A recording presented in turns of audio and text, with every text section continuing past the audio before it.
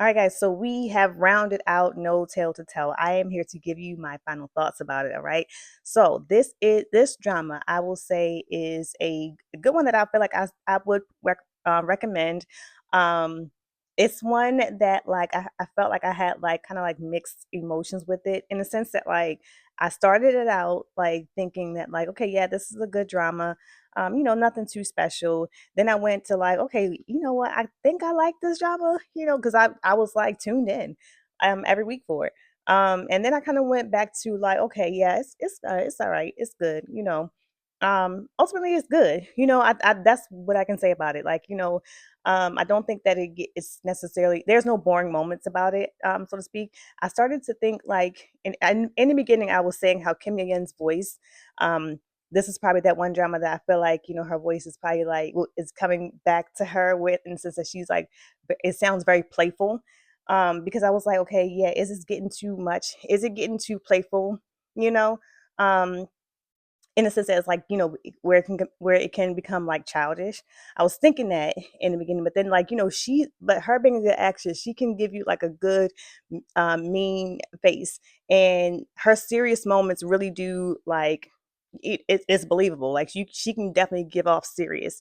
Um, so I think that's where the peak that I started to like it, because then like they kind of had like you kind of get more into the storyline, and trying to, because she's a human. This is a story where she's Nine Tailed Fox who became human and didn't want to, um and was trying to do, and basically was like trying to right as she became human, she tried to right her wrong so she can revert back to a nine-tailed fox, something like that. So you can kind of get the gist of the storyline. A really good thing I would say about this drama is that the two of them had like really great chemistry. Lamone, this is my first drama that I think that I've seen of him. I know he was in All of Us Are Dead. I haven't seen that one. And apparently he was good there. I think that was like his breakout, I think. But I mean, really good with them. I like. I think. Am I? Should I go on to say that I like their chemistry, but Kim and Young's chemistry with Lamont better than Young Sok? I don't know. I'm thinking that because like he was serving very luminous face and everything. He has like really nice hands. I like their chemistry together. I will say that a lot.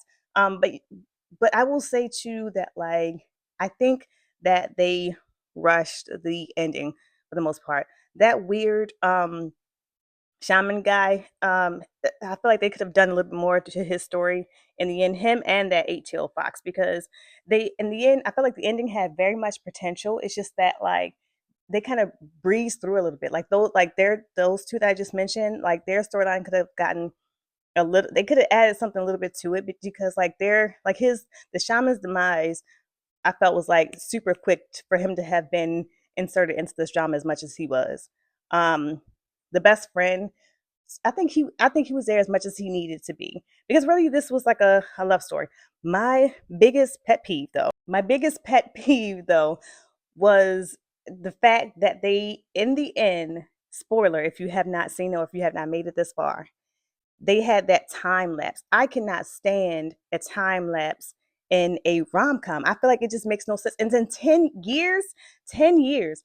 Here's my thing. When there is a rom com and you have a time lapse like that, it really makes it, when it's, first of all, 1 year is good, 2 years, yeah, okay, 3 years max, okay, max. On a rom com, max. Because, like, after, when you get to like 5 and 6, 7, 10 years, it makes the story, even though you could this is a fantasy, right?